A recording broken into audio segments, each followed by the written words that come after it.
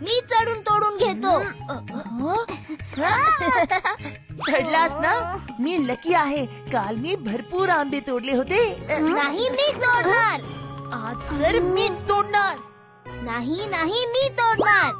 मी जर चढून तोडू शकलो असतो तर यांच्यासारखा गप्पा मारण्यात टाइम नाही वेस्ट केला असता. आज माझा लकी डे आहे बाबू. तोडणार तर मी. यामध्ये लकचं काय घेणं देणं चिरू? काय म्हणालात? लकचं काय घेणं देणं? What's luck got to do with it? हे टायटल योग्य राहील माझ्या स्टोरीसाठी. कोणती स्टोरी अम्मा? माझी नवीन स्टोरी. आम्हाला ऐकायची आहे, आम्हाला ऐकायची आहे. ये, इट्स स्टोरी टाइम विथ सुधा अम्मा.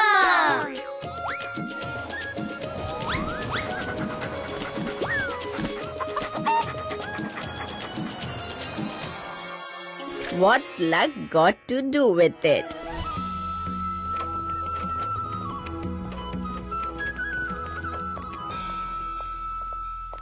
मोठ्या अपेक्षांसोबत थोडीशी नाणी घेऊन विमलावती शाल विकत घ्यायला आली होती. याची काय किंमत आहे? फक्त 10 नाण्यांची आहे. तुम्ही खूप महाग सांगताय. एवढी महाग दुशाला कोण घेतं बरं विजयनगर मध्ये? मी घेते. विमलावती महिलेची चमक धमक पाहतच राहिली. काय रेशमाची साडी होती. दोन्ही हातांमध्ये वरपर्यंत सोन्यांच्या बांगड्या होत्या. ही कोणी तर नाही, राज ज्योतिषाची पत्नी होती. आता तिच्या समोर विमलावतीला कुणी भाव दिला असता? विमलावती राज ज्योतिषाच्या पत्नीचे असे आदरातिथ्य बघून जळून करपून आपल्या घरी पोहोचली. एक एक दोन दोनच्या नाण्यामध्ये घरी कवड्यांच्या गोष्टी लिहून खुश होत राहणार. काहीतरी असं काम करा ज्यामध्ये नाणीच नाणी असतील. तुम्ही ज्योतिषीच का नाही बनत? भविष्य सांगणं काय हसण्याचा खेळ वाटला का? इथे लेखणी चालवून गोष्टी लिहिता, तसेच तिथे फासे टाकून बनवा गोष्टी काहीतरी. स्त्री हट्टापुढे तर मोठमोठे हरून जातात. कमलेश कुठपर्यंत टिकणार होता? कमलेश आपली झोळी घेऊन मार्केटमध्ये येतो आणि एका कोपऱ्यात ज्योतिषाचा बोर्ड लावून तिथे बसून जातो. जाणून घ्या आपले भविष्य, जाणून घ्या, जाणून घ्या आपलं भविष्य, जाणून घ्या. सकाळची दुपार झाली पण कुणीच स्वतःचं भविष्य जाणून घेण्यासाठी नाही आलं. कमलेश घरी जाण्यासाठी उठलाच होता की थांबा ना दादा, थांबा. माझ्या पतीने मला दिलेली खूप मौल्यवान अंगठी मी हरवली आहे. तुम्ही सांगू शकाल का ती कुठे आहे? मी कसं काय सांगू शकतो? मीच तर सांगू शकतो. फासे टाका आणि बनवा एखादी गोष्ट.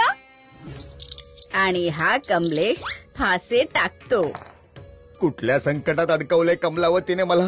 हे फासे टाकून काय सांगू या महिलेला मी?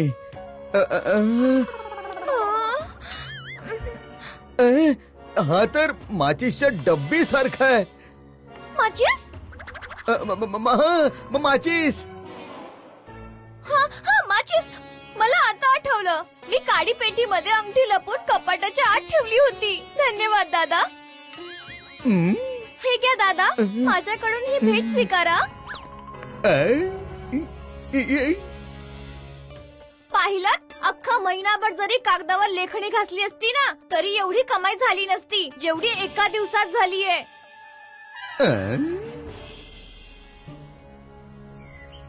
काय चोरी झाली?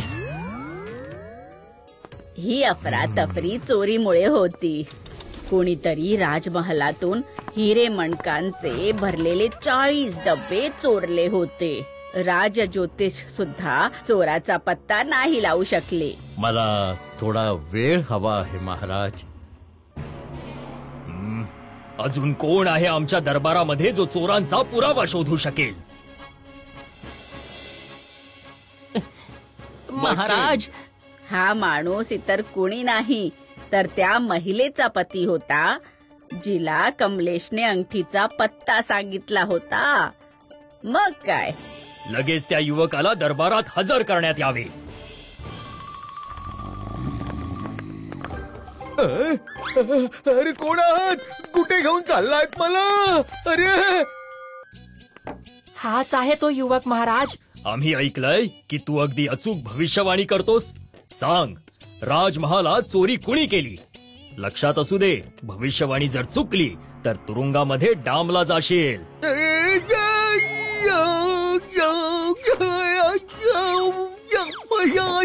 बिचाऱ्या कमलेशची खाट उभी झाली. तो कोणी ज्योतिष तर नव्हता, पण महाराजांना हे कसं सांगणार होता? स्वतःच्या पत्नीला नाव ठेवत त्याने परत फासा टाकला. काय दिसतंय युवका?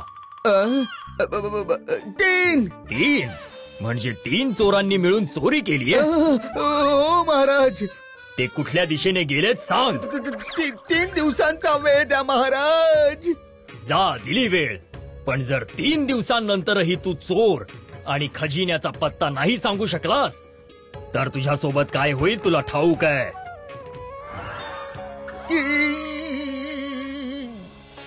कमलेशने 3 दिवसांचा वेळ चोरांचा पत्ता सांगण्यासाठी नाही, घरातली पक्वानं खाण्यासाठी मागितला होता.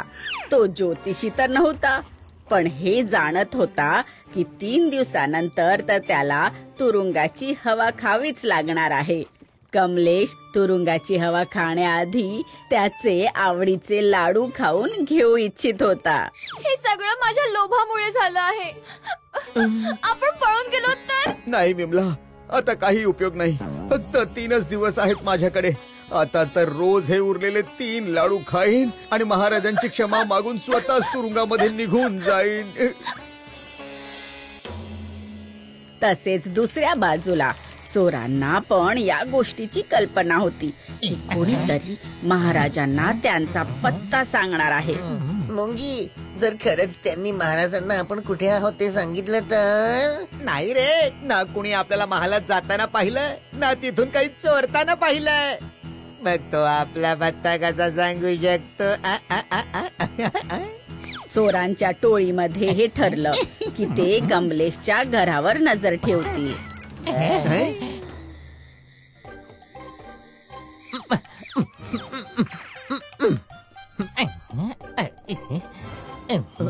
पहिला हा तर गेला.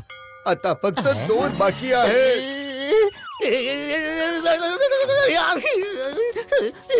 कमलेश लाडवांबद्दल बोलत होता, पण चोरांच्या साथीदाराला वाटलं की कमलेशनी त्याला पाहिलं. पुढच्या रात्री दुसरा चोर कमलेशवर नजर ठेवायला आला होता. आज दुसरा पण गेला हो. त्याच्या पुढच्या रात्री चोरांचा सरदार स्वतः सत्याचा शोध घ्यायला आला. मजा आली विमला. हा शेवटचा लाडू पण गेला. बघितलं मुंगी, किती हुशार आहे तो. आपल्यासारखे छोटे छोटे चोर त्याच्यासाठी काहीच नाहीये.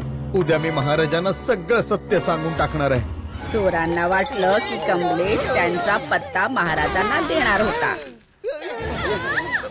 माफ करून टाक भाऊ, आमच्याकडून चूक झाली. महाराजांना यातलं काही सांगू नकोस. इथे कमलेशला समजलं की तो 3 दिवसांपासून ज्या 3 लाडवांबद्दल बोलत होता ते चोरांना वाटलं की तो त्यांच्याबद्दल बोलतोय. कमलेश चलक बाय चान्स यावेळी पण चाललं होतं. चोर तिथून चोरीच्या खजिन्याचा पत्ता सांगून उलट्या पावली पळाले.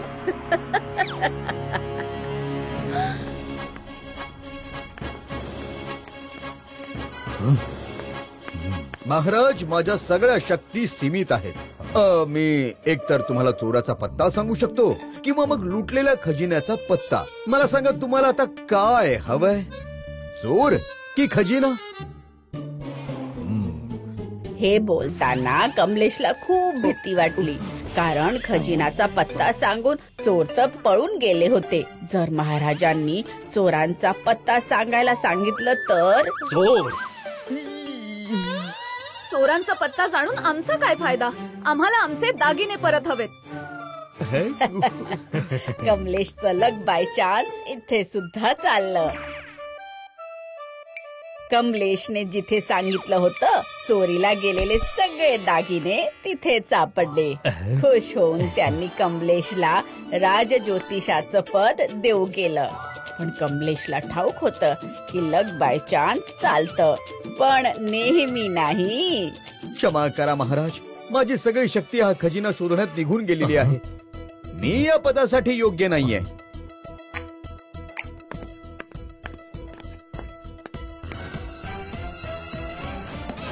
त्यानंतर पुन्हा कमलेशने कधीच भविष्यवाणी केली नाही ना त्यांच्या पत्नीने हा हट्ट केला. मग या गोष्टीतून काय शिकलात तुम्ही? हेच अम्मा की लक बाय चान्सने आंबे मिळो ना मिळो, गोष्ट तर नक्कीच मिळते.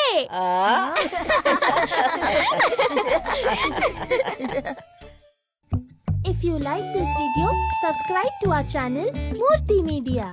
कुठल्याही गप्पात येते मी अलगद, हवं ते चाखते गट्टम करते, साधासा खरा खरा किस्सा सांगते.